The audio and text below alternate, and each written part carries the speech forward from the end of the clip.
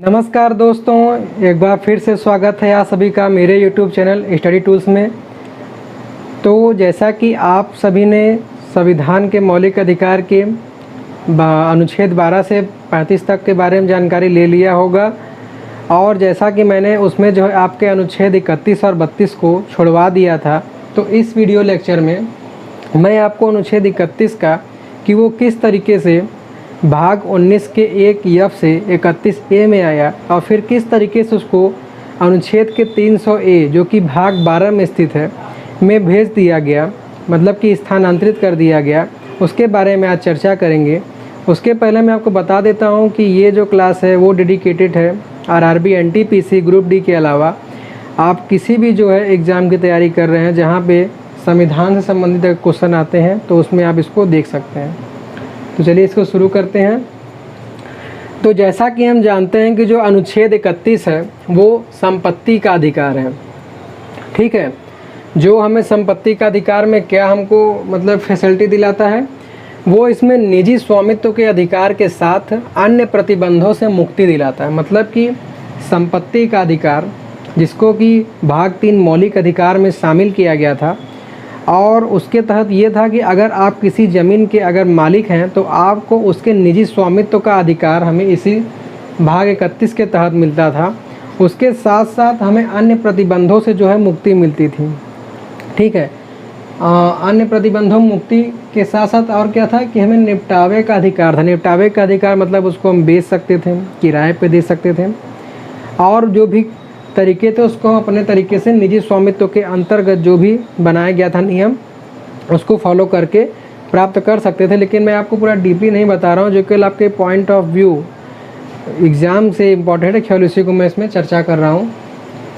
उसके साथ साथ उसमें उचित प्रतिबंध भी लगाया गया था, मतलब कि जो कानूनी प्रतिबंध था गवर्नमेंट का वो इस पर लागू था। उसके अलावा जो आपका निजी स्वामित्व की जो स्वतंत्रता थी और जो उससे होने वाला जो लाभ था उससे आर्टिकल 31 में वंचित नहीं किया गया था। तो पहले हम बात करते हैं कि आर्टिकल 31 में संपत्ति का अधिकार किस प्रकार हस्तांतरित मतलब कि स्थानांतरित हुआ। तो ये पहले जो है लेख 19 के 1 के एफ में था, जो कि हमके फ्रीडम टू एक्सप्रेशन अपने भावों को व्यक्त करने के बारे में बताता है। उसके भाग 1 के एफ में जो है संपत्ति के अधिकार के बारे में चर्चा किया गया था। उससे इसको जो है संविधान का प्रथम संशोधन, मतलब कि जो संविधान में प्रथम संशोधन किया गया वो संपत्ति के अधिकार के तहत था। ये बहुत ही महत्वपूर्ण क्वेश्चन है। उसके साथ साथ ये कब किया गया था, इस डेट को भी ध्यान रखिएगा, जो कि 1951 ईस्वी में, जो कि संविधान के प्रथम संशोधन का डेट भी है। और किस टॉपिक से है, संपत्ति के अधिकार से किया क्या गया। उसको आर्टिकल 19 के 1 एफ से 31 ए में इसको स्थानांतरित कर दिया गया। तो बात ये हुआ कि जब आर्टिकल 31 था उस समय जो है क्या था कि कांग्रेस की सरकार थी जिसने इसका उपयोग करके जो है जिस तरीके से जनता को चाहा उससे सरकार को चलाया और जनता का देखा ध्यान में। फिर उसके बाद में हुआ गया कि जनता सरकार आई, कांग्रेस गवर्नमेंट के बाद जनता गवर्नमेंट आई। उसने जो है मौलिक अधिकारों के भाग 3 से इसको पूर्णतः जो है निष्कासित कर दिया, मतलब कि भाग 3 से इसको निकाल दिया। तो हुआ क्या कि इसको निकालने से जो कि पहले जो भाग 3 जो कि अनुच्छेद 12 से 35 के अंतर्गत था वो हमारा मौलिक अधिकार था, फंडामेंटल राइट्स था। अगर उसमें हमारा हनन होता है तो उसके लिए हम सुप्रीम कोर्ट में अपील कर सकते थे उससे बचने के लिए। लेकिन जब जनता सरकार ने इसको जब वहाँ से निकाल दिया तो इससे पीड़ित बचने के लिए अनुच्छेद 32 के तहत अदालत में भी अपील नहीं कर सकता था। अनुच्छेद 32 जिसको कि आपको मैंने बताया था कि ये हमारा क्या है, संविधान की हृदय और आत्मा है, जिसको कि डॉक्टर भीमराव अम्बेडकर ने कहा हुआ है। उसके बारे में हम इसके नेक्स्ट वीडियो में चर्चा करेंगे, ठीक है। तो उसमें क्या भाग 3 से निकालने के कारण क्या हो गया कि अदालतों में अब इसके लिए अपील भी नहीं कर सकते कि हमारे संपत्ति को क्यों जो है छीन लिया गया या उसका सार्वजनिक उपयोग के लिए क्यों ले लिया गया, हम इसको नहीं देना चाहते, हमारा निजी स्वामित्व है। अगर गवर्नमेंट को उसकी ज़रूरत पड़ेगी तो जनता सरकार के निकालने के बाद उसके लिए आप किसी प्रकार का जो है उसमें हस्तांतरित नहीं कर सकते, कोर्ट में अपील करके स्टे नहीं ले सकते, ठीक है। ऐसा क्यों हो गया, क्योंकि अब ये जो भाग 3 में मौलिक अधिकार था, जब तक भाग 3 में था तो संपत्ति का अधिकार मौलिक अधिकार था, लेकिन जैसे निकाल दिया गया वो एक संवैधानिक अधिकार हो गया। और संवैधानिक अधिकार के अंतर्गत क्या हो गया कि ये सार्वजनिक उद्देश्यों की प्राप्ति हेतु अगर आपकी भूमि की आवश्यकता है तो आपकी बिना इजाज़त के उचित जो मुआवजा रहेगा वो दे के सरकार उसको ले सकता है। जिसके बारे में आपको बताना चाहे या न बताना चाहे वो उसकी मर्जी है। तो यहाँ तक तो ये हुआ, लेकिन फिर उसी तरीके से समय बढ़ता गया, साल दर साल बढ़ते गए। और जब संविधान का 44वां संशोधन हुआ जो कि सन 1978 में हुआ, तो उसमें हुआ क्या कि संपत्ति का जो अधिकार था उसको इसके शीर्षक के सहित भाग 12 में जो है अनुच्छेद 300A में शामिल कर दिया गया। मतलब कि इसको हस्तांतरित कर दिया गया और इसको एक कानून का अधिकार मतलब कानूनी अधिकार का भी दर्जा दिया गया।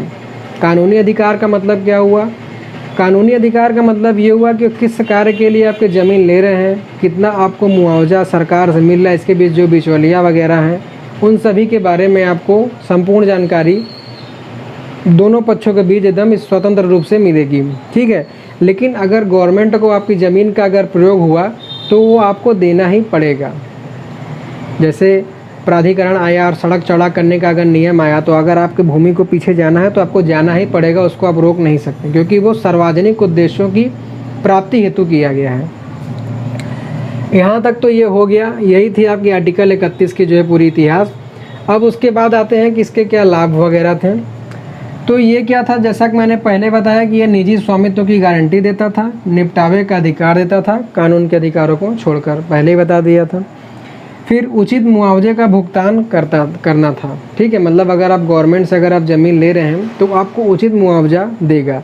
कंडीशन ये था कि अगर मान लीजिए आपने ज़मीन अगर 99 साल की लीज पे लिया हुआ है किसी अथॉरिटी से, तो अगर गवर्नमेंट अगर 99 साल पूरा होने के पहले अगर लेता है और जो उसका उस समय मुआवजा रेट है अगर आप उस पर अगर सहमति नहीं प्रदर्शित करेंगे तो आप उसमें अगर और आगे बढ़ना चाहेंगे कि हमें इतना नहीं इतना का मुआवजा देंगे तो हम ज़मीन लेंगे, तो सरकार को देना पड़ेगा, अन्यथा 99 साल तक गवर्नमेंट को वेट करना पड़ेगा। क्योंकि आपको अथॉरिटी के द्वारा जो है 99 साल के लिए उस ज़मीन को आपके नाम से ट्रांसफ़र कर दिया गया। उसमें उस साल तक सरकार कुछ भी नहीं कर सकती, अगर करती है तो आपको आपके मन माफिक जो मुआवजा रहेगा वो उसको देना पड़ेगा।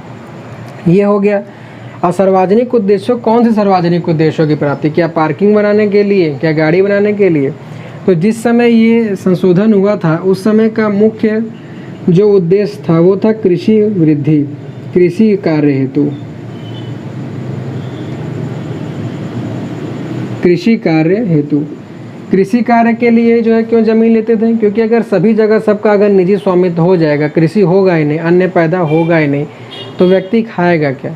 तो इसीलिए सरकार ने सार्वजनिक हितों को ध्यान में रखते हुए कुछ लोगों को अगर उससे हानि भी होती है तो उसको जो है नज़रअंदाज करते हुए इस आर्टिकल को मौलिक अधिकार की सूची से आर्टिकल 19F से F1 से निकाल के पहले आर्टिकल 31 में लाया कांग्रेस गवर्नमेंट तक, और फिर उसके बाद आर्टिकल 31 से जनता सरकार जब बनी तो उसको भाग 12 में ट्रांसफ़र कर दिया गया 44वें संशोधन में।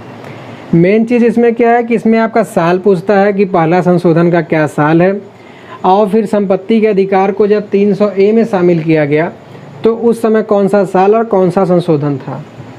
उसके साथ साथ जो है कि किस उद्देश्य की प्राप्ति के लिए भूमि का अधिग्रहण किया जाता था, इन्हीं सभी बातों की चर्चा की जाती थी।